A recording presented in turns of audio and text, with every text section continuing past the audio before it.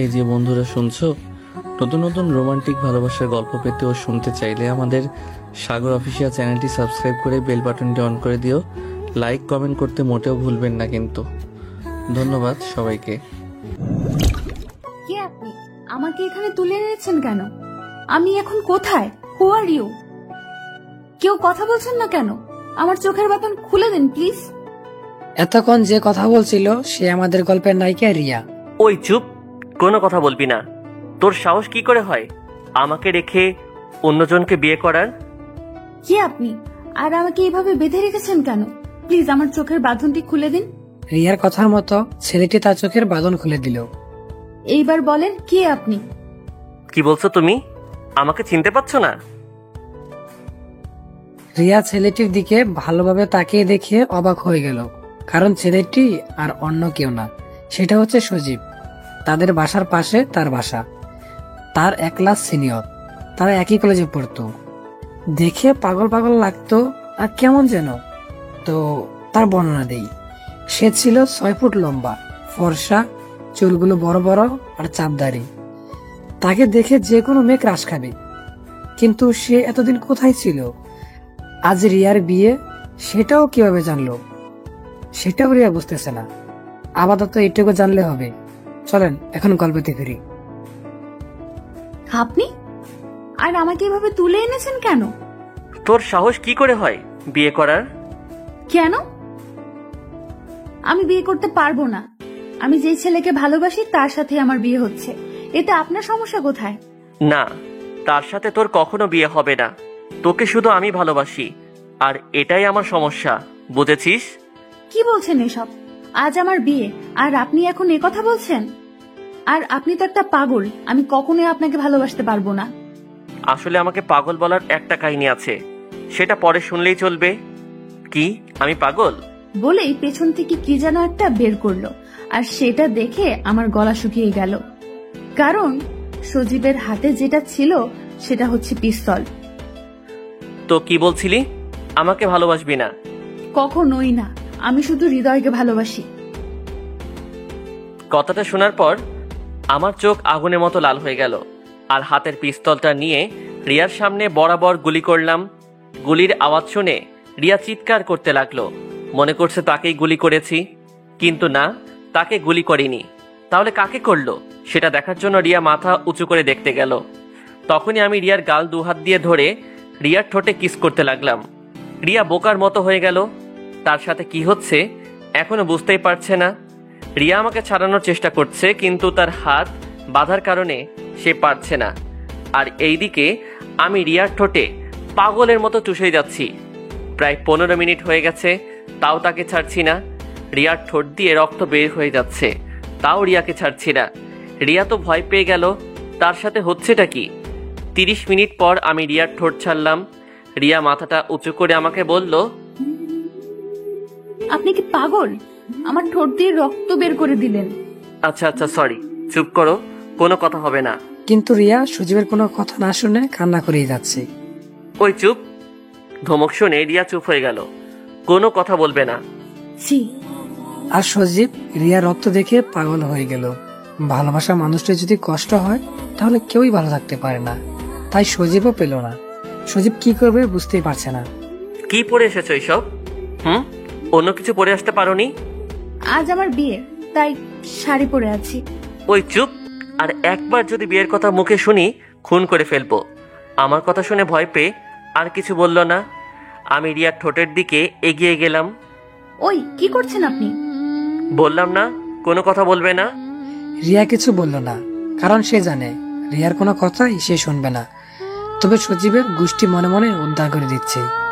সজীব আর কোনো উপায় না পেয়ে তার শার্ট দিয়ে রিয়ার ঠোঁটে লেগে থাকা রক্ত সব মুছে ফেলল। রিয়া তো সজীবের কাণ্ড দেখে অবাক হয়ে আছে। আচ্ছা, এইবার তো আমাকে ছেড়ে দিন। আমার বিয়ের সময় হয়ে যাচ্ছে। মা বাবাও আমাকে খুঁজছে। সেটা তো আর কখনো হবে না। মানে হচ্ছে আমি ছাড়া অন্য কারোর সাথে বিয়ে হবে না তোমার। বললেই হলো নাকি? আমি যেটা বলবো সেটাই হবে। প্লিজ আমাকে ছেড়ে দিন, আমার বিয়ের সময় পেরিয়ে যাচ্ছে। রিয়া মুখে বলছে, কিন্তু মনে মনে অনেক খুশি, কারণ সে হৃদয়কে বিয়ে করতে চাচ্ছে না। বিয়েটা কার সাথে করবে? কেন? আমার বরের সাথে? কিন্তু সে তো নেই। নেই মানে? আমি তাকে উগান্ডায় পাঠিয়ে দিয়েছি। হোয়াট? তাকে আমি দেশের বাইরে পাঠিয়ে দিয়েছি, আর এমন কাজ করেছি যাতে সে আর দেশে আসতে না পারে। তাহলে এখন আমার কি হবে? বলেই রিয়া নেকা কান্না করতে লাগলো, কিন্তু মনে মনে অনেক খুশি হয়েছে। আচ্ছা, আমরা এখন কোথায়? বিশাল এক জঙ্গলের মধ্যে। কি? আমার অনেক ভয় লাগে জঙ্গল। আরে পাগলি, ভয় পাচ্ছ কেন? আমি তো আছি। সেটাই তো বেশি ভয়। কি বললে? না না, কিছু না। আমার অনেক খিদে লেগেছে, আমাকে খেতে দিন কিছু প্লিজ। এই জঙ্গলের মধ্যে খাবার কোথায় পাবো? সেটা আমাকে নিয়ে আসার সময় মনে ছিল না? আচ্ছা, ফল আছে, খাবে? তাড়াতাড়ি নিয়ে আসেন। বলেই আমি বাইরে চলে আসলাম, আর বাহিরে আসতেই বন্ধুদের সাথে দেখা। কিরে, কোথায় যাচ্ছিস? এই তো একটু বাজারে যেতে হবে। তো তোরা কেমন আছিস? ভালোই, তোকে তো এখন দেখাই যায় না। কোথায় থাকিস? কোথায় আবার থাকবো, বাসায়। আমি কি বলছি, তুই পুকুরে থাকিস? আচ্ছা বাদ দে সব, পরে কথা হবে। Okay bye. তারপর ওদেরকে বিদায় দিয়ে ফল কেনার জন্য সোজা বাজারে চলে গেলাম। আর এইদিকে রিয়া ভাবছে সে আজ কোন বিপদে পড়েছে।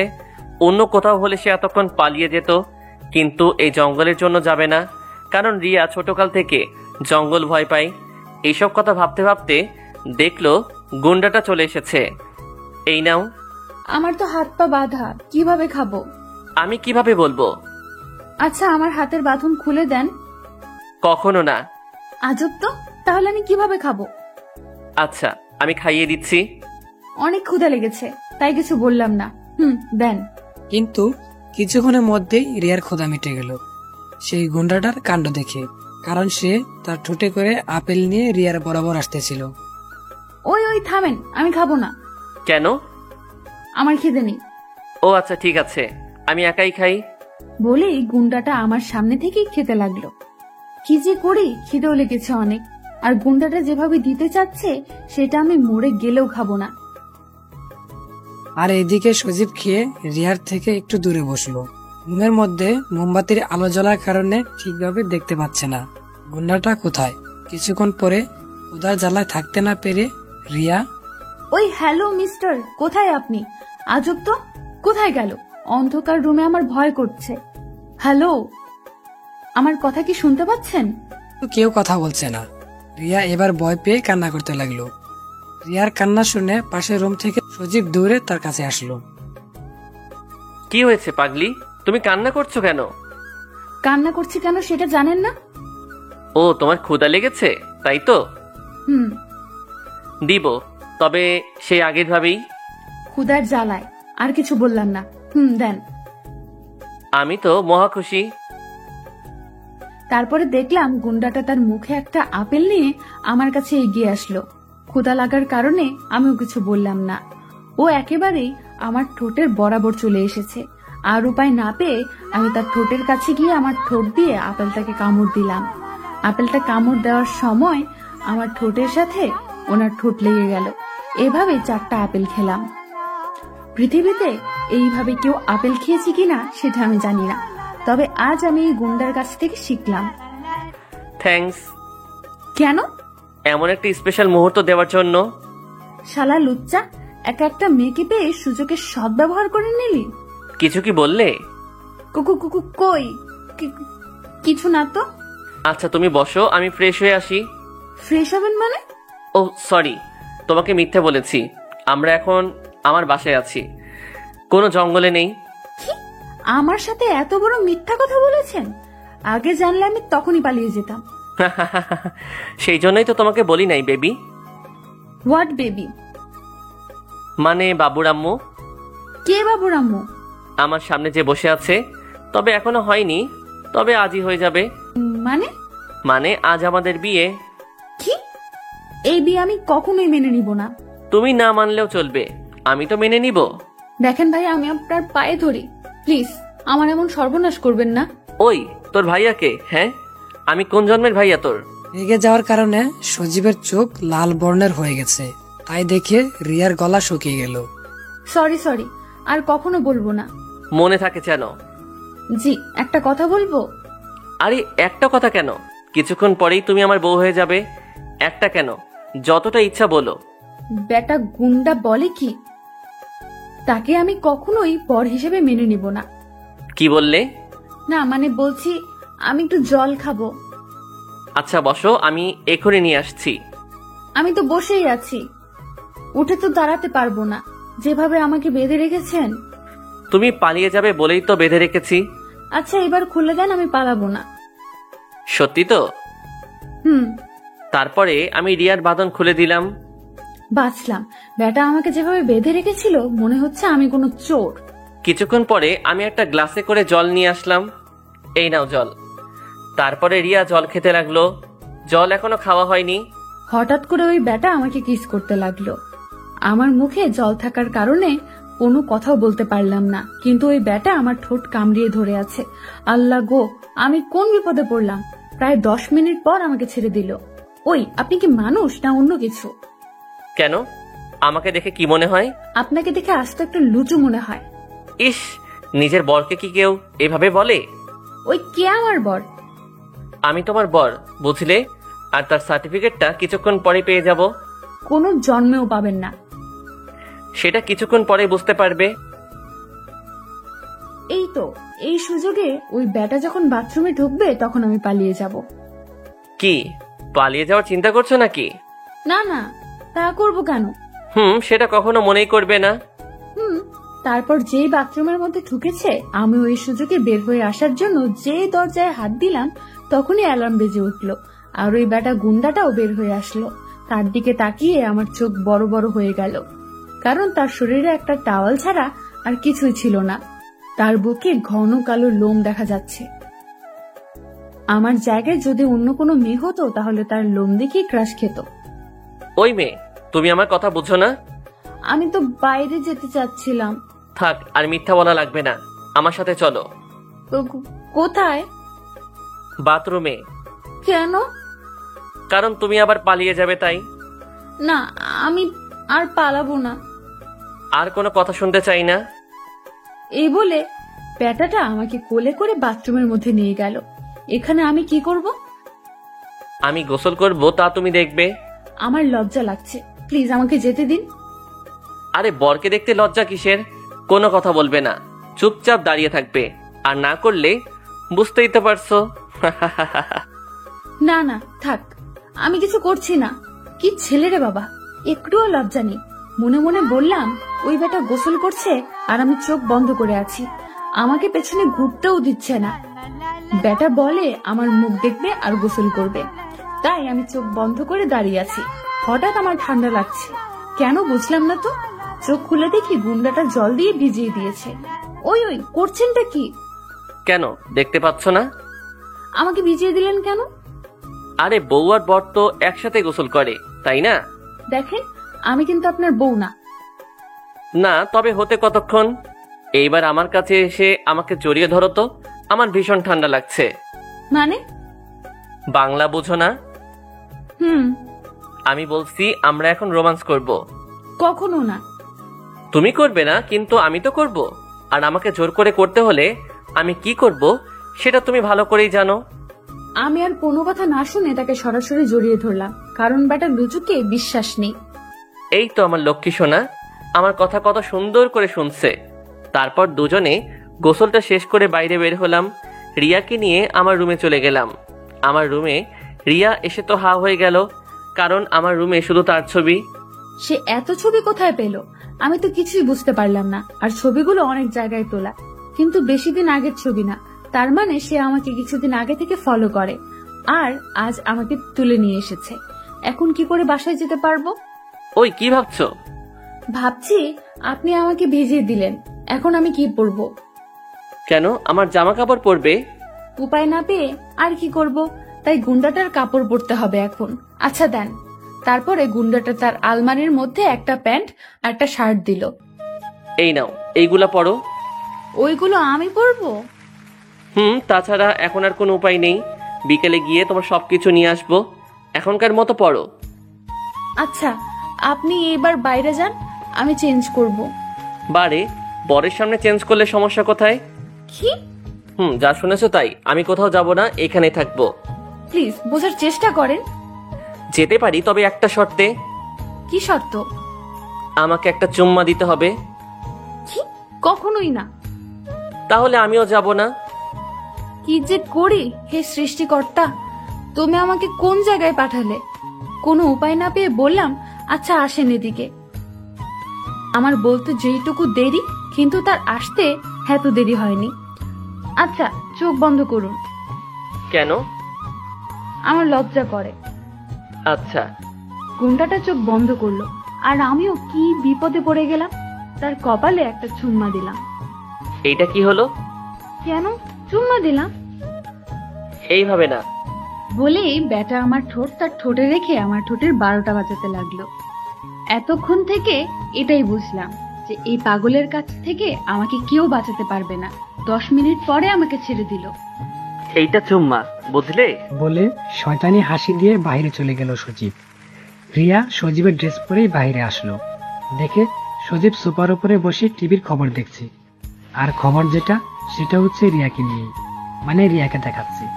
আচ্ছা, আপনারা হয়তো রিয়ার ব্যাপারে কিছুই জানেন না, তাহলে চলুন রিয়া সম্পর্কে কিছু জেনে আসি। আমি নীলান্তিকা আহমেদ রিয়া, বাবা মায়ের একমাত্র রাজকন্যা। আমার বাবা পুলিশ কমিশনার, আর পুলিশ হওয়ার কারণে আমাকে কিডন্যাপ করার কথা বলছে। শোনেন, আমার বাবা একজন পুলিশ। যদি আমার বাবা জানতে পারে তাহলে আপনাকে কখনোই ছাড়বে না। সেটা জানার আগে তার একটা নাতিন হয়ে যাবে। মানে আমার শ্বশুর জানার আগে আমাদের কিউট একটা মেয়ে হয়ে যাবে। আপনি কি পাগল? কেন? এই যে আপনি সব সময় একটু একটু না, অনেক বেশিই বোঝেন।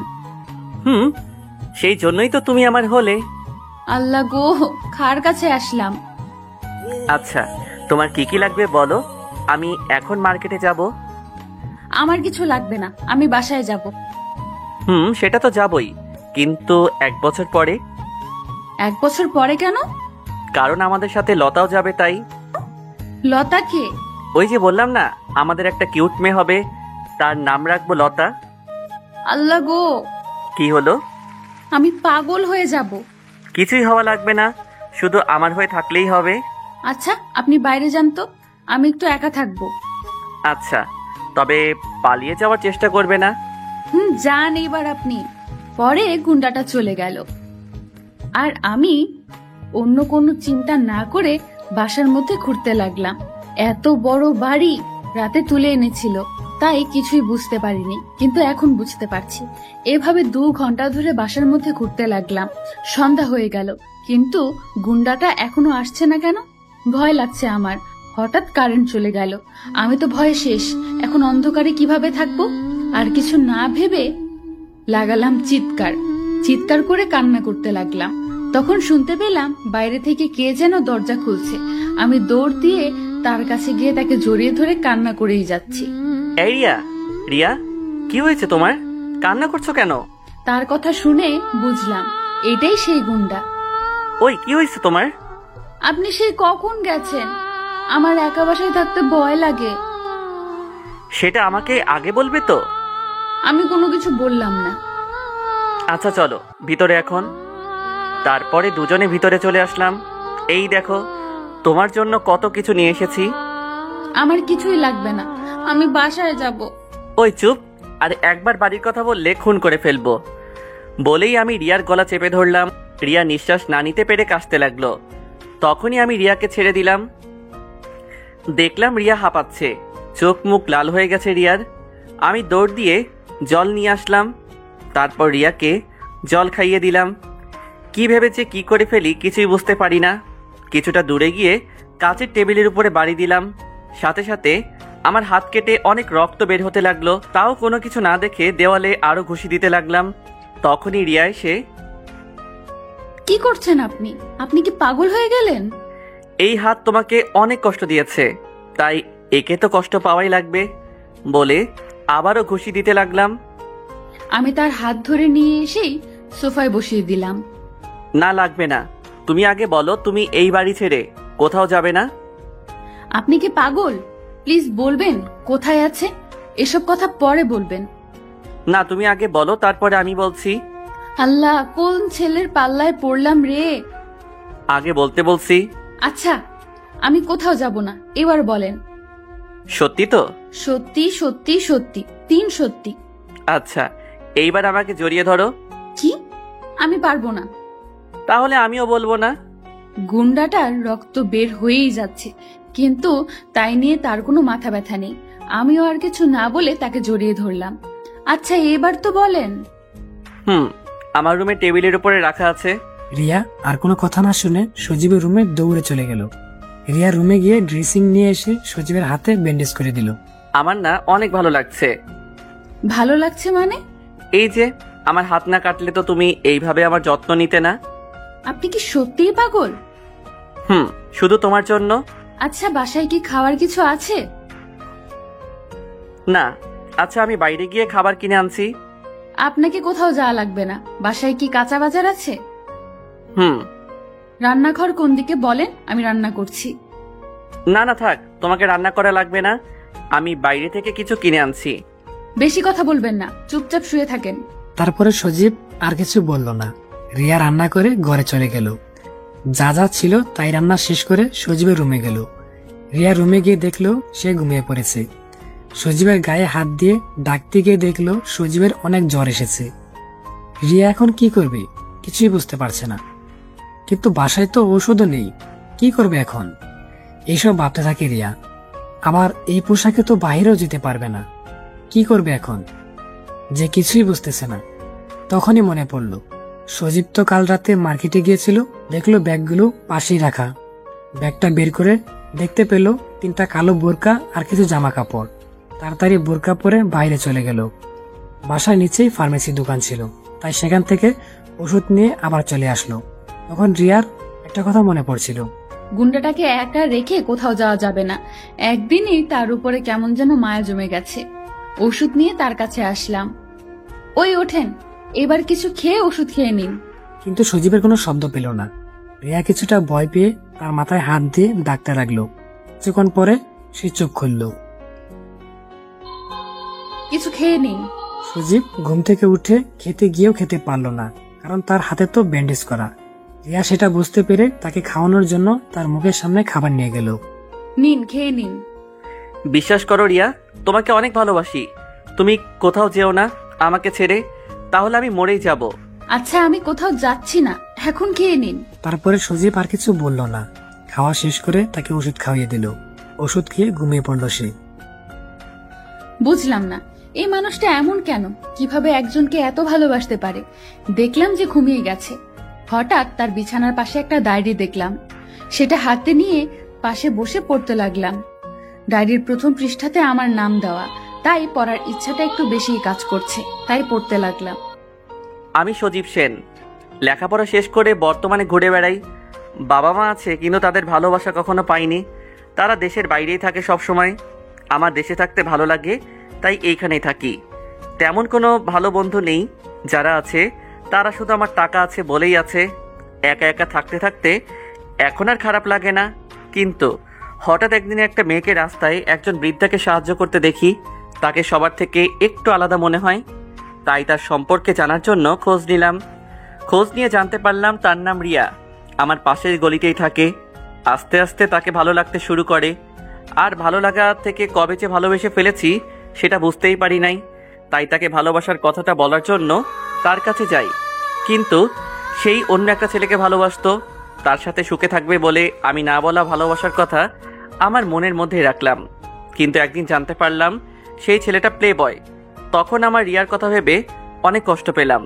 তখনই আমি রিয়াকে ফোন দিলাম আর তার সাথে কথা বললাম যে তার বফ একটা খারাপ ছেলে। কিন্তু রিয়া সেটা না শুনে আমাকে অনেক অপমান করে, তাই আমি তার ফোনে তার বফের ছবি দিয়ে সিমটা বন্ধ করে রেখেছিলাম। তার মানে এই সেই ছেলে যার জন্য আমি একটা খারাপ ছেলের হাত থেকে বেঁচে গিয়েছিলাম। এই ছেলেকে কত খুঁজেছি, কিন্তু কোথাও পাইনি। এইসব কথা বলে রিয়া আবার পড়তে লাগলো। এইভাবে চলছিল আমার জীবন। একদিন একটা মার্কেটের পাশ দিয়ে যাচ্ছিলাম, হঠাৎ একটা নীল শাড়ি দেখে দাঁড়িয়ে পড়লাম। কারণ যে নীল শাড়িটা কিনছিল সেটা রিয়া ছিল, কিন্তু সে না কিনে চলে গেল। পরে আমি ভিতরে গিয়ে জানলাম যে সেই শাড়িটা তারা অন্য কাস্টমারের কাছে বিক্রি করে দিয়েছে। আমি তাকে অনেক বুঝিয়ে নিয়ে আসলাম, কিন্তু ততক্ষণে রিয়া চলে গিয়েছিল। নীল শাড়ির সাথে নীল কাচের চুড়িও কিনেছিলাম, যদি কখনো তার সাথে দেখা হয় তখন তাকে দিয়ে দিব, কিন্তু সেটা আর হলো না। সেই দিন রাতে মা আমাকে ফোন দিয়ে আমেরিকায় যেতে বলল, বাবা নাকি অসুস্থ, তাই আমি চলে গেলাম। কিন্তু না, আমাকে মিথ্যা বলে তারা আমাকে আমেরিকায় নিয়ে আসলো, আর তাদের বিজনেস পার্টনারের মেয়ের সাথে আমাকে বিয়ে দেওয়ার কথা বলল। কিন্তু আমি না করে দেই এবং বলি আমি একটা মেয়েকে ভালোবাসি। কিন্তু তারা আমার কোনো কথা না শুনে আমাকে একটা রুমের মধ্যে বন্ধ করে দিল, আর আমাকে 7 দিন না খাইয়ে রাখে। পৃথিবীর এমন বাবা মা আছে কিনা সেটা আমি জানি না, তবে পরে জানতে পারি তারা আমার আপন বাবা মা নয়। আমার বাবা মা অনেক আগেই মারা যায়, তারা ছিল আমার মামা মামি। আমার সম্পত্তির জন্যই এত ভালো সেজে এসেছে এখানে। রাত দিন বন্ধ রুমে থাকতে হতো আমাকে, আর না খেয়ে। কিন্তু আমার তেমন খারাপ লাগতো না, কারণ আমার কাছে রিয়াকে দেওয়া সেই শাড়ি আর চুড়ি ছিল, সেটা দেখে রাত পার করতাম। কিন্তু একদিন শুনলাম যে মামা মামি আমাকে মেরে ফেলে, আমার সম্পত্তি তাদের নামে করে নিবে। তখন আমি অনেক কষ্ট পেয়েছিলাম, তাদেরকে সব সম্পত্তি দিয়ে পালিয়ে দেশে চলে আসলাম। যে দেশে কেউ না থাকুক, রিয়া তো আছে, তার সাথে সারা জীবন কাটিয়ে দিতে পারবো। কিন্তু দেশে এসে শুনি রিয়ার নাকি আজ বিয়ে, যে যার জন্য এত কিছু ছেড়ে চলে আসলাম সেই আজ অন্য কারো হয়ে যাচ্ছে। কিন্তু কিছুক্ষণ পরে মনে আসলো যে রিয়া শুধু আমার, যেভাবেই হোক আমি তাকে নিজের করে নিবই, প্রয়োজনে তাকে জোর করে আমার করে রাখবো। সেদিন রাতেই রিয়াকে তুলে নিয়ে আসলাম। একটা ছেলে আমাকে এত ভালোবাসে যে আমার জন্য এত কিছু ছেড়ে দিয়ে চলে এসেছে। এই কথা ভাবতে ভাবতে কখন যে চোখ দিয়ে জল বেরিয়ে ডায়েরির উপরে পড়েছে জানতেই পারে নাই রিয়া। এসব ভাবতে ভাবতে রিয়া ওখানেই ঘুমিয়ে পড়ে। সকালে ঘুম থেকে উঠে দেখে গুন্ডাটা আমাকে জড়িয়ে ধরে তার বুকের উপর নিয়ে শুয়ে আছে। আমার নিঃশ্বাস নিতে কষ্ট হলেও আজ কেন যেন বিরক্ত লাগছে না। তার পাগলামিগুলো আজ কেন যে ভালো লাগছে, কিন্তু কেন লাগছে সেটা বুঝতে পারছি না। আমি ওঠার চেষ্টা করলেও পারছি না। কি যে করি এখন, অনেক কষ্ট করে বের হয়ে চলে আসলাম। আর এইদিকে সজীব ঘুম থেকে উঠে দেখে রিয়া নেই। আর তখনই এক লাফ দিয়ে উঠে পড়ে। সারা রুমে খুঁজতে থাকে, কিন্তু কোথাও পায় না। তারপরে ছাদে যায়, কিন্তু কোথাও পায় না। বারান্দায়, রান্নাঘরে, টিভির রুমে, কোথাও গিয়ে পায় না। সজীব প্রায় পাগলের মতোই হয়ে যায়। মাথা নিচু করে টেবিলের পাশে বসে পড়ে। তখনই বাথরুম থেকে কিসের যেন শব্দ শুনতে পেল। সে তখনই বাথরুমের কাছে গিয়ে শাওয়ারের শব্দ শুনতে পেল। রিয়া, জি, কিছু বলবেন? বাইরে আসো তাড়াতাড়ি। সজীবের কথার মতো রিয়া বাহিরে আসলো। রিয়াকে দেখে সজীব জড়িয়ে ধরল আর গালে কপালে চুমু দিতে লাগলো। আর এমন ভাবে জড়িয়ে ধরেছে যেন রিয়াকে তার কাছ থেকে কেউ কেড়ে নিয়ে যাবে। আর রিয়াও সজীবের সাথে সায় দিতে লাগলো। আর এইদিকে সজীব কান্না করছে। ওই, আপনি কান্না করছেন কেন? জানো আমি কতটা ভয় পেয়ে গিয়েছিলাম, সারা বাড়ি তোমাকে খুঁজে কোথাও পাচ্ছিলাম না। আমি তো মনে করেছিলাম তুমি চলে গেছো। পাগল, তার জন্য কি কান্না করতে হবে? আমি যে তোমাকে কতটা ভালোবাসি সেটা তুমি কখনোই বুঝবে না। বুঝেছি বলেই তো মেনে নিয়েছি আপনাকে। গুন্ডা, কি বললে? বলছি আমি কখনো যাব না আপনাকে ছেড়ে। কি সত্যি? রিয়ার কথা শুনে সজীব রিয়াকে কুলে তুলে নিয়ে ঘোরাতে লাগলো আনন্দের সাথে। এই কি করছেন? পড়ে যাব তো। আরে পাগলি, তুমি পড়বে কেন? তুমি তো আমার বুকের মধ্যেই আছো। আচ্ছা, আপনি কি সারা জীবন এমনই পাগল থাকবেন? আমি এমনই পাগল থাকবো, আর এইভাবেই তোমাকে ভালোবেসে যাব। আমিও সেটাই চাই। কিছু বললে? বলছি এবার তো আমাকে নিচে নামিয়ে দেন।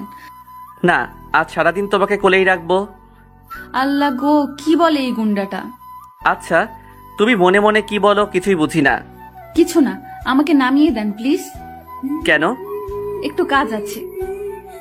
কি কাজ? বলা যাবে না, জরুরি কাজ আছে, প্লিজ যেতে দিন। কি এমন কাজ যে বরকেও বলা যাবে না? আগে বলবে, পরে যেতে দিব। আল্লাহ, এই গুন্ডাটা তো আমার জীবনকে তেজপাতা বানিয়ে দিবে। কি হলো, বলছো না কেন? না, কোথাও না। ও আচ্ছা, চলো ছাদে যাই। এই সকালে ছাদে কেন? বউয়ের সাথে ছাদে যেতে সকাল আর বিকেল লাগে নাকি? ওই হ্যালো মিস্টার, এখনো আমি আপনার বউ হইনি। ও তাই তো, আমার তো মনেই নেই। আচ্ছা এখানে দাঁড়াও, আমি আসছি। যান যান। কিন্তু সজীব বলে উঠল, না না, তুমিও চলো, কারণ আমি তো বলেছি তোমাকে আজ আমি কোলে থেকে নামাবো না। না হ্যাঁ। তারপর সজীব রিয়াকে কুলে করেই তার বেডরুমে নিয়ে গেল। আর তখনই একটা ফোন আসলো। 20 মিনিটের মতো কার সাথে যেন কথা বলল, আবার আসতেও বলল। আমিও কিছু বুঝলাম না। আচ্ছা, আপনি কাকে আসতে বললেন? সেটা কিছুক্ষণ পরে বুঝতে পারবে। তাই আমিও আর কিছু বললাম না। কিছুক্ষণ পরে দেখলাম কলিং বেল বেজে উঠল। এই বাসায় কেউ এসেছে? প্লিজ এবার তো আমাকে নিচে নামিয়ে দেন প্লিজ। বললাম না বেশি কথা বলবে না। সজীবের কথা শুনে আমি গাল ফুলিয়ে তার কোলে বসে থাকলাম। সজীব ব্যাপারটা বুঝে আমার গাল দুইটা টেনে টমেটোর মতো লাল করে দিল। এই এই আমার গাল টানছেন কেন? ইস, আমার বউয়ের গালগুলো এত সুন্দর, তাই না টেনে পারলাম না। ওই আবার বউ? বউকে তো বই বলবো, তাই না বউ? বউ বউ বউ? ওই কে আপনার বউ? কেন, তুমি হবে। আর এখনই মানে? কিছু না বলে গুন্ডাটা দরজা খুলে দিল। আর দরজার ওপাশের লোকটা দেখে আমি অবাক হয়ে গেলাম। কারণ এই নামান আমাকে, লোক এসেছে তো। কেন? তোমাকে তো আগেই বলেছি নামাবো না। কিন্তু কাজী এই বাসায় কেন? ওই যে তোমাকে বউ বউ করলে রাগ করেছিলে তাই। কিন্তু তার জন্য কাজী কেন? কারণ এখন তোমাকে পার্মানেন্ট বউ করে নিব তাই। আর তুমি রাগ করতে পারবে না বউ বলে ডাকলে। কি? না, আমি কখনোই বিয়ে করতে পারবো না। মানে তুমি করবে? তোমার আরো কেউ আছে বিয়ে করবে। তাহলে আমার তাদের সাথেই বিয়ে করান। আমি পারবো না। বেশি কথা বললে এইখানে থেকে নিচে ফেলে দিব কিন্তু। ওই না। আমাকে ভয় পেতে দেখে গুন্ডাটা হাসতে লাগছে। তাহলে কি দাঁত বন্ধ করে হাসবো? তাই তো ভুলেই গেছিলাম, দাঁত না বের করলে হাসবে কি করে? রিয়ার এমন ভাব দেখে সজীব আর কাজী সাহেবও হাসতে লাগলো। ওই কাজী সাহেব, আপনি হাসছেন কেন? কই না তো। আচ্ছা, এসব কথা বাদ দিন। কাজী সাহেব, এবার আপনি বিয়ের কাজ শুরু করেন। বাবা, কিন্তু পাত্রীকে তো আগে কুলে থেকে নামাও। সেটা আপনাকে দেখা লাগবে না। আপনি বিয়ে পড়াবেন নাকি সেটা বলেন। কাজী যেহেতু হয়েছি, বিয়ে তো এখন পড়াতেই হবে। কাজীর কথা শুনে রিয়ার কোথাও না তাকিয়ে সজীবের বুক বরাবর তার মুখ ডেকে রাখলো। সজীব আর কিছু বলল না, পাশের সোফায় বসে পড়ল। আর রিয়া এখনো তার কোলেই আছে। আচ্ছা বাবা, তোমার বাবা মার নাম বলো। আর মামুনি, তোমার বাবা মার নাম বলো। তারপরে আমরা আমাদের বাবা মার নাম বললাম। আচ্ছা বাবা, এইবার বলো কবুল। কবুল কবুল কবুল। আলহামদুলিল্লাহ। এইবার মামুনি বলো। আবুল আবুল আবুল। মামুনি এমন বলতে হয় না। না, আমি বিয়ে করব না। কেন মামুনি? এই লোকটা ভালো না, পচা। ওই কি বললে? আর একবার বলো। না, কিছু না। কবুল কবুল কবুল। আলহামদুলিল্লাহ। এই তো লক্ষ্মী বউ আমার। শালা লুচ্চা বেটা, বিয়ে করেই বউ বউ করা শুরু করে দিয়েছে। ওই কি বললে? না না, কিছু না। আপনি তো আমার একমাত্র বর, আপনাকে কি আমি কিছু বলতে পারি? রিয়ার এমন কাণ্ড দেখে সজীবের সব রাগ গলে গেল। আর রিয়া তো এটার জন্য এমনটা করেছিল। কিন্তু বেটা আমার চালাকি ধরে ফেলে। বেটা কাজের সামনে আমাকে কিস করতে লাগলো। নাউজুবিল্লাহ, এ কোন যুগ আসলো রে বাবা। এখন তো মুরব্বি মানে না। কাজের কথা শুনে আমি তো লজ্জায় আর তার দিকে তাকাতে পারলাম না। দেখলাম সজীব মানিব্যাগ থেকে টাকা বের করে কাজী সাহেবকে দিল আর তাকে এখান থেকে যেতে বলল হাতের ইশারায়। কাজীও বিনা টিকিটে সিনেমা না দেখে চলে গেল। কাজী চলে যাওয়ার পরে আমি জোর করে তাকে ছাড়িয়ে নেব ভাবলাম। ওই মিয়া, আপনার কি লজ্জা শরম বলতে কিছুই নেই? বউয়ের সামনে আবার কিসের লজ্জা? তাই বলে কাজীর সামনে এমন করতে হবে? কেন, কাজী সাহেব কি বিয়ে করার সময় এমন করে নাই? সেটা আমি কি করে জানবো? আচ্ছা, এসব কথা বাদ দিবে, চলো। কোথায়? কোথায় মানে? বাসর ঘরে। কি কি বাসর মানে? বাসর মানে বোঝো না? বিয়ে করলাম, এখন তুমি আমার বউ, তাই বাসর করতে হবে। দিনের বেলায় কি বাসর হয় নাকি? বিয়ে এখন করলাম তাই বাসরও এখন। তাই বলে দিনে? উফ, এত কথা বলো কেন?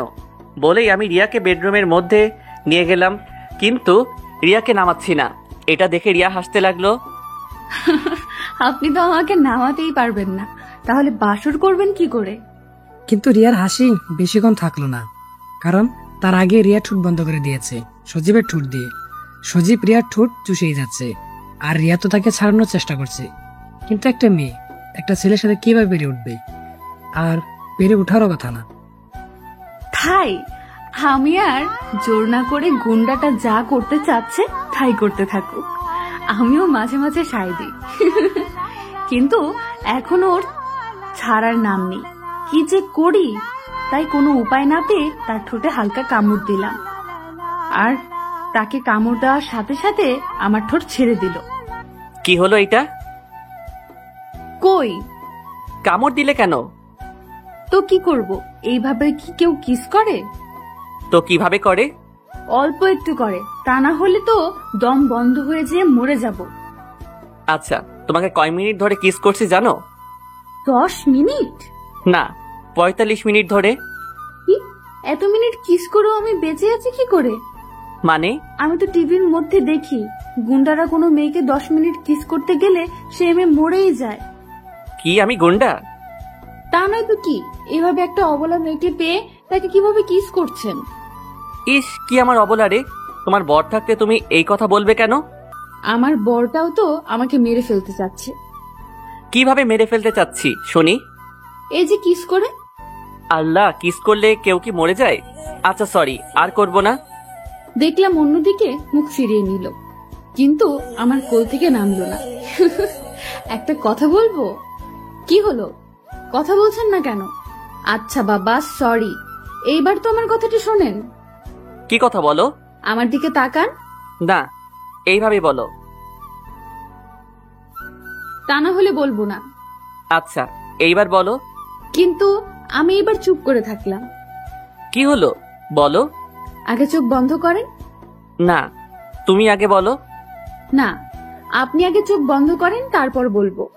আচ্ছা, এই বলে আমি চোখ বন্ধ করলাম, আর সাথে সাথে রিয়া আমার ঠোঁটে কিস করতে লাগলো। আমি তো অবাক হয়ে রিয়ার দিকে তাকিয়ে আছি, কিছুই বুঝছি না আমার সাথে কি হলো এখন।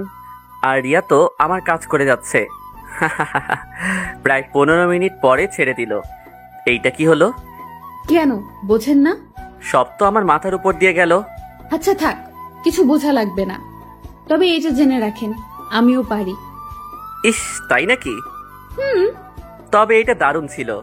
কোনটা? এই যে এত সুন্দর মিষ্টিটা। লজ্জা লাগে না বুঝি আমার? বলে আমার বুকের মধ্যে মুখ লুকালো। ইস, আমার বউটার তো দেখি অনেক লজ্জা। সেটা তো হবে, সব মেয়েদের লজ্জা থাকে।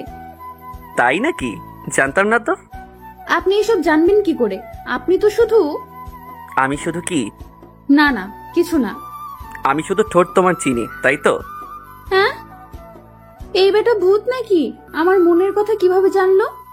কিছু বললে? না। ও আচ্ছা। এভাবেই তাদের দিনটা পার হলো। পরের দিন সকালে রিয়া ঘুম থেকে উঠে বলল, আচ্ছা, অনেকদিন তো বাসায় যায়নি, আর তারাও আমাকে খুঁজে বেড়াচ্ছে, তাই আজ তাদের কাছ থেকে ঘুরে আসি আর তাদের এই কথাটা বলি। না, তোমাকে যাওয়া লাগবে না, তুমি আর আসবে না। আরে পাগল, আসবো না কেন? আপনি তো আমার বর, আর বরের কাছ থেকে কি কেউ দূরে থাকে? সত্যি আসবে তো? বাবা, আসবো। আচ্ছা, সাবধানে যাও, আমিও বের হব এখন। রিয়া তার বাবার বাসার দিকে যেতে লাগলো। এইদিকে আমি অফিসে যাওয়ার জন্য রেডি হয়ে বের হলাম। ওহ, আমি একটা প্রাইভেট কোম্পানিতে চাকরি পেয়েছি, 1 মাস হলো। আর নতুন অফিসে নতুন কলিগদের জন্য মিষ্টি নিয়ে গেলাম। আরে ভাইয়া, মিষ্টি কেন? বিয়ের মিষ্টি। কার বিয়ে? আমার বিয়ের। কি আপনার বিয়ে মানে?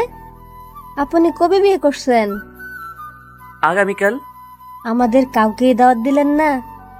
সরি, আসলে বিয়েটা হঠাৎ করে হয়ে গেছে, তবে আপনাদের সবাইকে অন্য একদিন দাওয়াত করে বাসায় নিয়ে যাব। আচ্ছা। বলে সবাই সবার কাজে মনোযোগ দিল। সজীবও কাজ করতে লাগলো। কিছুক্ষণ পরে রিয়ার কাছে ফোন দিল, কিন্তু রিয়া ফোন ধরল না। মনে করলো যে সে হয়তো বিজি আছে, তাই ধরছে না। এদিকে সজীব কাজ করতে করতে আর রিয়ার কথা মনে পড়ল না। কাজ শেষ করে বিকালে বাসায় গেল সজীব, কিন্তু বাসায় গিয়ে রিয়াকে দেখলো না। তাই রিয়ার কাছে ফোন দিল, কিন্তু তার নাম্বার বন্ধ দেখাচ্ছে। কি ব্যাপার, রিয়ার নাম্বার বন্ধ কেন? আর এখনো আসলো না কেন? তাহলে কি রিয়া আমাকে মিথ্যা কথা বলে চলে গেল? না না, এ আমি কি বলছি? সজীব আর কিছু না ভেবে তখনই বের হলো রিয়ার বাসার উদ্দেশ্যে। সজীবের বাসা থেকে রিয়ার বাসায় যেতে 2 ঘন্টা সময় লাগলো। রিয়ার বাসায় গিয়ে দেখলো বাসার গেটে তালা দেওয়া আছে। তালা দেওয়া কেন? তাহলে রিয়া, রিয়ার বাবা মা কোথায় গেল? সজীব কিছুই বুঝতে পারছে না। তার মাথায় আস্তে আস্তে প্রেশার উঠে যাচ্ছে যে তার সাথে কি হচ্ছে। সজীব প্রায় পাগলের মতোই হয়ে গেল।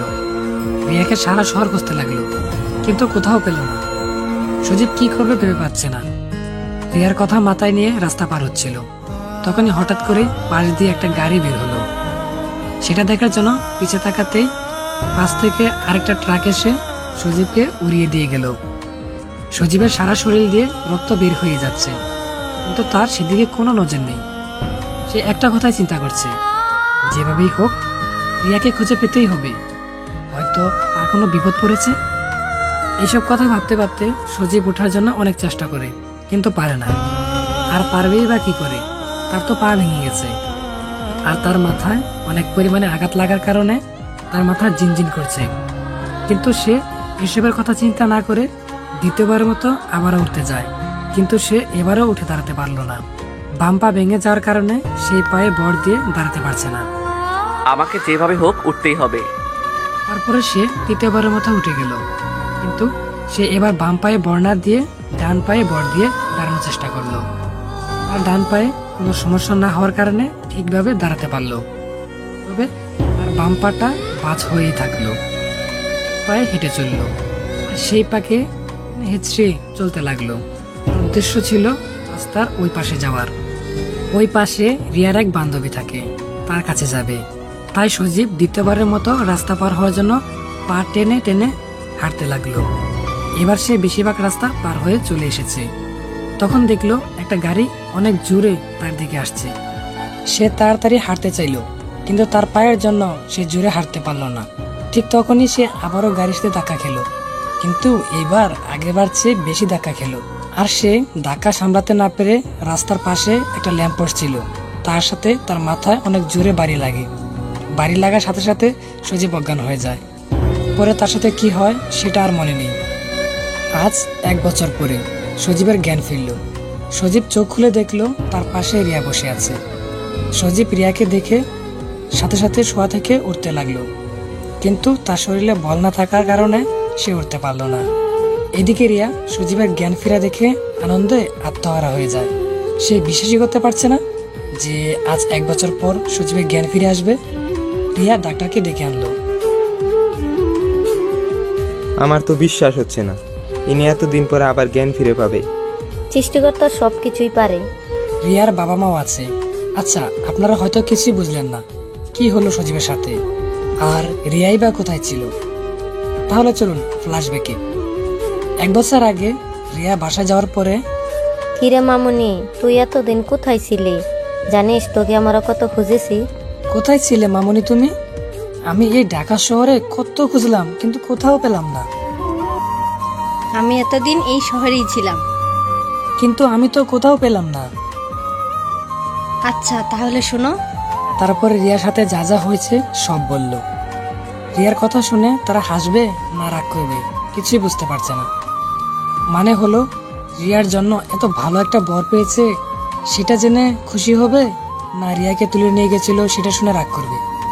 যাই হোক, তারা আর কোনো কিছু না বলে বলল, আমি শুনে অনেক খুশি হয়েছি যে তোর বরটা অনেক ভালো। আর জানিস, সব বাবা মাই চায় তার মেয়েকে ভালো একটা ছেলের সাথে বিয়ে দিবে। বাবা, আমি সত্যিই খুব ভাগ্যবান।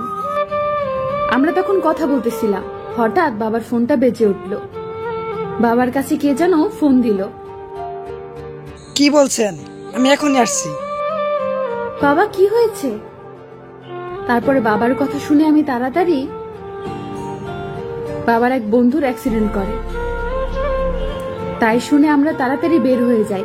আর তাড়াহুড়ো করে গাড়িতে ওঠার সময় আমার ফোনটা কোথায় পড়ে গেল বুঝতেই পারিনি। পরে সজীবের কাছে ফোন দিতে যেতে ফোনটা আর খুঁজে পাইনি। আর সজীবের নাম্বার মনে না থাকার কারণে ফোনও দিতে পারি নাই। তাই ভাবলাম কাল সকালে তার সাথে কথা হবেনি। কিন্তু এই একটা দিনের জন্য আমার জীবনে এমন একটা দিন নেমে আসবে সেটা আমি কখনোই ভাবতে পারি নাই। আমরা হাসপাতাল থেকে রাত 9টার দিকে বাসায় যাচ্ছিলাম, তখন দেখলাম রাস্তার উল্টো পাশে একটা ছেলে গাড়ির সাথে ধাক্কা খায় আর ল্যাম্প পোস্টের সাথে বাড়ি খেয়ে নিচে পড়ে। সেটা বাবা দেখে তাড়াতাড়ি গাড়ি থামায়। কি হয়েছে বাবা? ওইখানে একটা ছেলে অ্যাক্সিডেন্ট করেছে। তারপরে আমরা সেইখানে যাই, আর গিয়ে যা দেখলাম তাতে করে আমার মুখ দিয়ে আর কোনো কথা বের হচ্ছে না। আমি পড়ে থাকা ব্যক্তিকে জড়িয়ে ধরে কান্না করতে লাগি, কারণ মাটিতে পড়ে থাকা ব্যক্তিটা আর কেউ না, আমার সজীব। বাবা মা আমার এমন ব্যবহার দেখে বুঝে যায় যে এইটা অন্য কেউ না, সজীব। আর সাথে সাথে সজীবকে নিয়ে হাসপাতালে চলে আসি।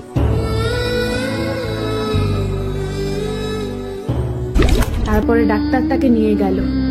কান্না করিস না মা, সবকিছু ঠিক হয়ে যাবে। আমার জন্য ওর এমন হয়েছে। তোমার জন্য মানে? আমি যদি তাকে আগে থেকে ফোন দিয়ে বলে রাখতাম তাহলে আজ এমন কিছুই হতো না।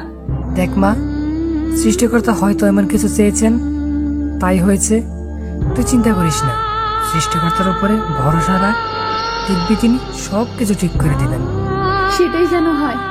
আমি তো তাকে ভীষণ ভালোবেসে ফেলেছি। আমরা কথা বলছিলাম, তখনই ডাক্তার বের হয়ে আসলো। আমি তার কাছে দৌড়ে গিয়ে বললাম, ডাক্তার, সজীবের কি অবস্থা, কেমন আছে এখনো?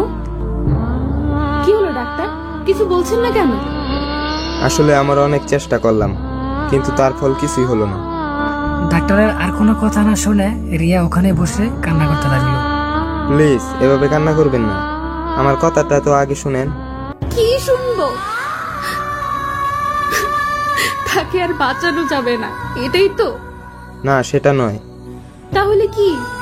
আসলে তার মাথায় অনেক জোরে বাড়ি লাগার কারণে তার ব্রেন ড্যামেজ হয়ে যায়, আর সে কোমায় চলে গিয়েছে। জানি না আর কখনো সে ফিরে আসতে পারবে কিনা। ডাক্তারের কথা শেষ না হতেই রিয়া বসা থেকে উঠে দৌড়ে সজীবের কাছে গেল। সজীবের মুখে অক্সিজেন দেওয়া আছে, কোনো শব্দ পাওয়া যাচ্ছে না। রিয়ার পেছনে পেছনে তার বাবা মাও আসলো। রিয়া তার মাকে ধরে কান্না করতে লাগলো। আমার সাথে এমন হলো কেন মা? আমি তো তাকে সত্যিই ভালোবেসে ফেলেছিলাম। কান্না করিস না, সবকিছু ঠিক হয়ে যাবে। কই ঠিক হলো মা? তাকে তো আমার জীবন থেকে কেড়ে নিল। না মা, যদি তোর ভালোবাসা সত্যিই হয় তাহলে দেখিস উপর আল্লাহ তোকে তোর সজীবকে ফিরিয়ে দিবেন। সেটাই যেন হয় মা। তারপরে রিয়ার দিনগুলো শুরু হলো, আর তার বিশ্বাস ছিল যে সৃষ্টিকর্তা তার কাছে সজীবকে আবার ফিরিয়ে দিবে। আস্তে আস্তে দিন মাস সব চলে গেল, কিন্তু সজীবের কোনো পরিবর্তন হয়নি। সবাই আশা ছেড়ে দিল যে সে আর ভালো হবে না, কিন্তু রিয়ার এখনো বিশ্বাস আছে যে সজীব আবার ভালো হয়ে উঠবে। রিয়া সৃষ্টিকর্তার উপরে অধিক ভরসা রাখার কারণে সৃষ্টিকর্তাও তার কথা শুনল। একদিন সকালে সজীবের হাত পা আস্তে আস্তে কেঁপে উঠলো আর চোখ খুললো। এই দেখে রিয়া ডাক্তারকে ডেকে আনলো। আমার তো বিশ্বাস হচ্ছে না যে 1 বছর পরে কেউ আবার স্বাভাবিক হয়ে উঠতে পারে। সৃষ্টিকর্তা চাইলে সব সম্ভব। আচ্ছা, আমরা কি এখন সজীবকে নিয়ে যেতে পারি? তবে একটা কথা মনে রাখবেন, তাকে কোনো কিছুর উপরে চাপ দিবেন না। বেশি চাপের কারণে অতিরিক্ত ভাবলে মাথার সমস্যা হবে। জি আচ্ছা। এরপর সেই গুন্ডাকে নিয়ে আমাদের বাসায় চলে আসলাম। ইস, এখন আর সে গুন্ডা নয়, এখন তো আমার বর মশাই। রিয়া, মা তুই সজীবকে তোর রুমে নিয়ে যা। তারপরে আমি তাকে নিয়ে আমার রুমে আসতে লাগলাম। আমি আগে আগে আর সে আমার পেছনে পেছনে। তখনই সে আমাকে ডাক দিল। রিয়া, জি? তোমাকে একটু ধরে হেঁটে যাই। তার মুখে আমার ডাক শোনার পরে আর কিছুই বলতে পারলাম না। কতদিন তার মুখে আমার নাম শুনি নাই। তারপরে সজীব রিয়াকে ধরে হাঁটতে লাগলো। জানো রিয়া, তোমাকে কতদিন পরে আজ আবার কাছে পেলাম। আপনি তো কিছুই বুঝতে পারেননি, আমি বুঝেছি। আপনাকে এত কাছে রেখেও আপনার সাথে কথা বলতে পারিনি। যদি আমি মরে যেত। রিয়া সজীবকে জড়িয়ে ধরে কান্না করতে লাগলো। এই পাগলি, কান্না করছো কেন? আপনি এই কথা কখনোই বলবেন না। আচ্ছা, বলবো না, তবে একটা শর্তে। কি শর্ত? এখন থেকে আমাকে তুমি করে বলতে হবে। কিন্তু? কোনো কিন্তু নাই, এখনই বলো। আচ্ছা, কাল থেকে বলবো। কাল না, এখনই বলো। আচ্ছা। কি হলো বলো। আচ্ছা, আপনার হাতটা কি ধরতে পারি? উফ, আবার আপনি? ও সরি, তোমার হাতটা কি একটু ধরতে পারি? নিজের বরের হাত ধরার কি পারমিশন নেওয়া লাগে? তাই তো। রিয়ার এমন কাণ্ড দেখে সজীব হাসতে লাগলো। তুমি হাসছো কেন? এই যে আগে রিয়াকে দেখে। আগের রিয়া মানে? আমার বাসায় যে রিয়া থাকতো ভয়ে ভয়ে। সেটা তো আপনার বাসা ছিল। সরি, তোমার বাসা। কিন্তু এখন তুমি আমার বাসায় আছো, তুমি কিছুই করতে পারবে না, আর আমাকেও ভয় দেখাতে পারবে না। তাই নাকি? রিয়াকে আর কিছু বলতে না দিয়েই সজীব রিয়াকে খুলে তুলে নিল। এই এই কি করছো? ছাড়ো, পড়ে যাবো তো। কেন পড়ে যাবে কেন? ডাক্তার তোমাকে বেশি কথা বলতে নিষেধ করলো না? আর তুমি আমাকে কোলে নিয়েছো, তোমার কষ্ট হবে তো। কিন্তু ডাক্তার তো আর বলে নাই নিজের বউকে কোলে নেওয়া যাবে না, আর বউয়ের সাথে রোমান্স করা যাবে না। আল্লাহ গো, কি ছেলে আমার কপালে দিলে। কেন, কি হয়েছে? এটা আমার বাসা। তো কি হয়েছে? আমাকে দেখে ভয় তো পাও একটু। আবার হাসছো? হাসবো না তো কি করব? আচ্ছা প্লিজ, তুমি আর বেশি কথা বলো না। আচ্ছা, কথা বলবো না, কিন্তু মুখে বলা বাদে অন্য কিছু করব। অন্য কিছু মানে? আচ্ছা, তোমার রুম কোথায়? এখনো তো পৌঁছালাম না। ওই যে, এটাই আমার রুম। আচ্ছা, ভিতরে চলো। হুম। বাবা, এত সুন্দর রুম। কেন, তোমার পছন্দ হয়নি? তবে একটা জিনিস বাদে। কি সেটা? তুমি। মানে এত সুন্দর রুমে তোমাকে দেখতে পেতনির মতো লাগছে। কি বললে? আচ্ছা, তোমার নীল শাড়ি আছে? কিন্তু কেন? আচ্ছা, এখনই বের করো। আচ্ছা। বলে রিয়া নীল শাড়ি বের করে আনলো। নাও। আচ্ছা দাঁড়াও, দরজা আগে বন্ধ করে আসি। এবার তো বলো, কি করবে শাড়ি দিয়ে? আচ্ছা, এবার তুমি সবকিছু খুলে ফেলো। খুলে ফেলবো মানে? খুলে ফেলবে মানে এখন আমি তোমাকে শাড়ি পরাবো তাই? কি? কখনোই না। ও বুঝেছি, আগের সজীবের রূপ ধারণ করতে হবে, আর আগের সজীব হলে তোমাকে কি করবে সেটা ভালোই বুঝতে পারছো। না না, থাক, খুলছি। তারপর রিয়া সবকিছু খুলে ফেললো, আর সজীব বেচারা রিয়ার দিকে হা করে তাকিয়ে রইল।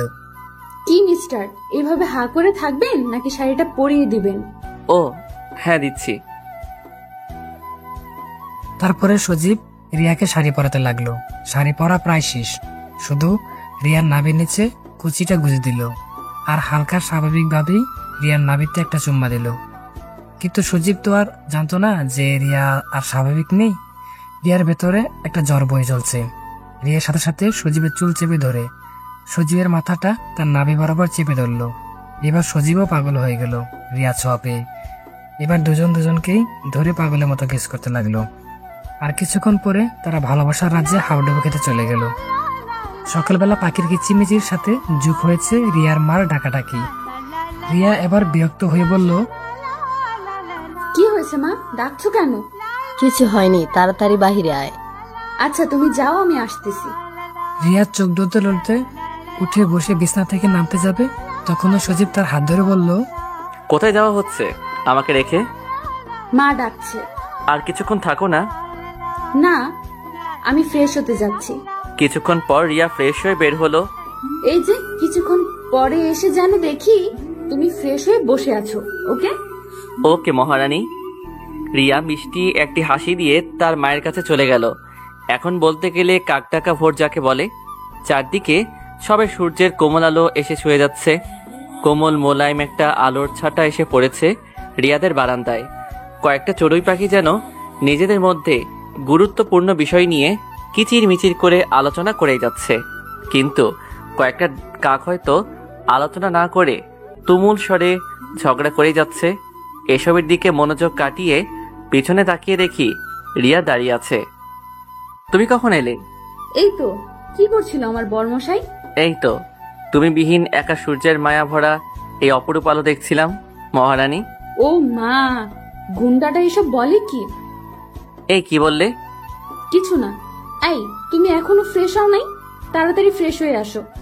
তারপর আমি ফ্রেশ হয়ে সবাই মিলে নাস্তা সেরে বসে আছি। তখনই রিয়ার মা,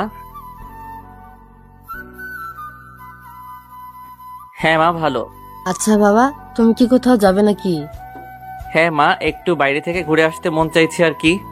তাহলে সাবধানে যেও বাবা। তারপর বাইরে বের হতে যাব, তখনই রিয়া ডাক দিল। কোথায় যাচ্ছ? ডেটিং এ যাচ্ছি গো। ভাবতে কেমন যেন লাগছে। ডেটিং এ যাচ্ছ মানে? ডেটিং এ যাচ্ছি মানে ডেটিং এ যাচ্ছি। তুই আমাকে রেখে এখন আরেক মেয়ের সাথে ডেটিং এ যাচ্ছিস? দাঁড়া, তোর ডেটিং ছুটাচ্ছি। আরে জান, তুমি রাগ করো কেন? রাগ করব না? তুই আরেক মেয়ের সাথে ডেটিং করবি আর আমি রাগ করব না? মনে হয় এখন বোমা ফাটবে। আরে জান, তোমার সাথে আমি মজা করছিলাম। মজা করছিলে না? দাঁড়াও, তোমার মজা করা বের করছি। তুমি কি চাও আমি আগের সজীবকে জাগিয়ে তুলি? তখনই ফোনটা আমার বেজে উঠলো। দেখ দেখ, মনে হয় ফোন দিয়েছে, ফোনটা ধর। আরে রিয়া, আমি তোমার সাথে মজা করছিলাম।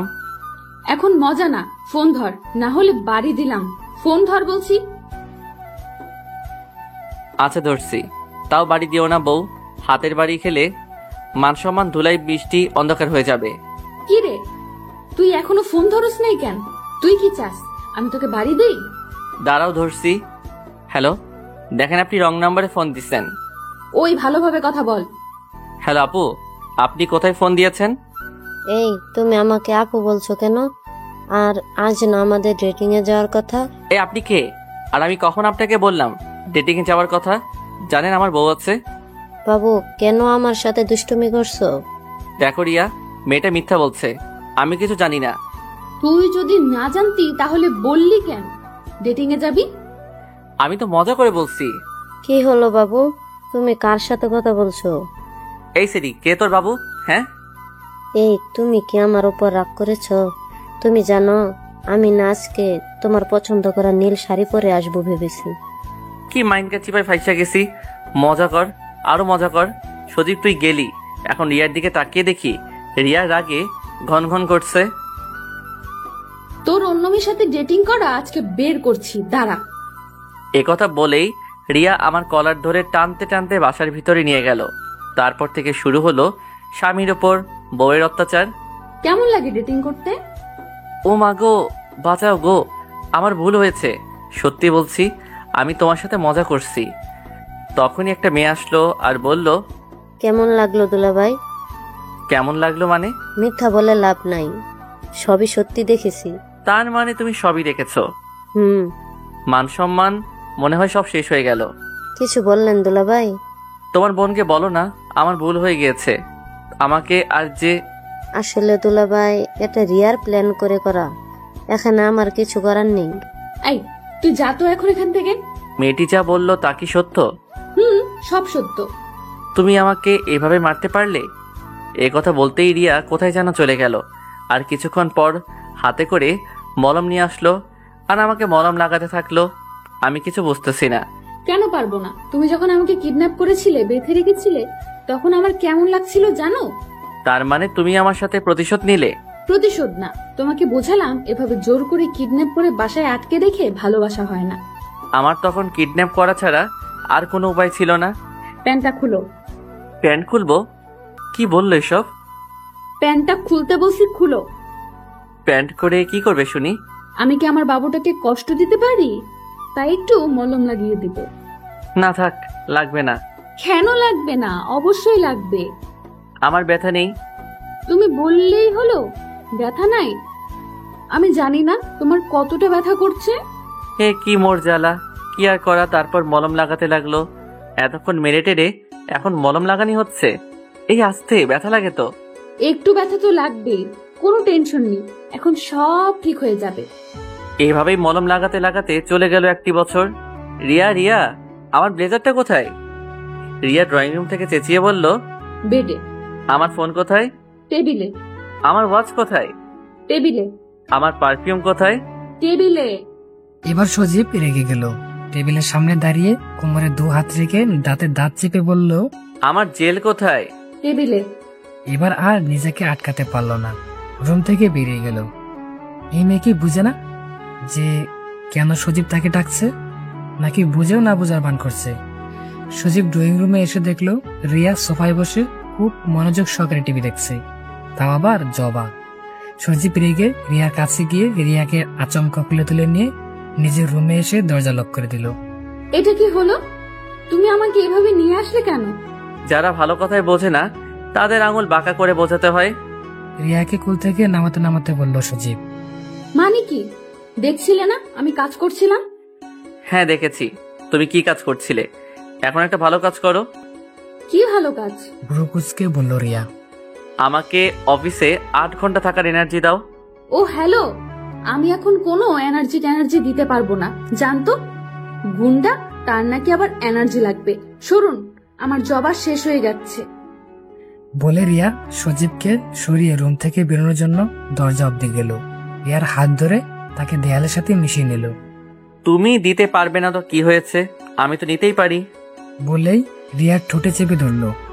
রিয়াও আর বাধা দিল না, ভেসে যেতে লাগলো ভালোবাসার সাগরে। আজ সজীবের জন্য অনেক বড় একটা সারপ্রাইজ অপেক্ষা করছে, কারণ আজ রিয়া সজীবের কানে কানে বলবে, গুন্ডা সাহেব, আপনি বাবা হতে চলেছেন।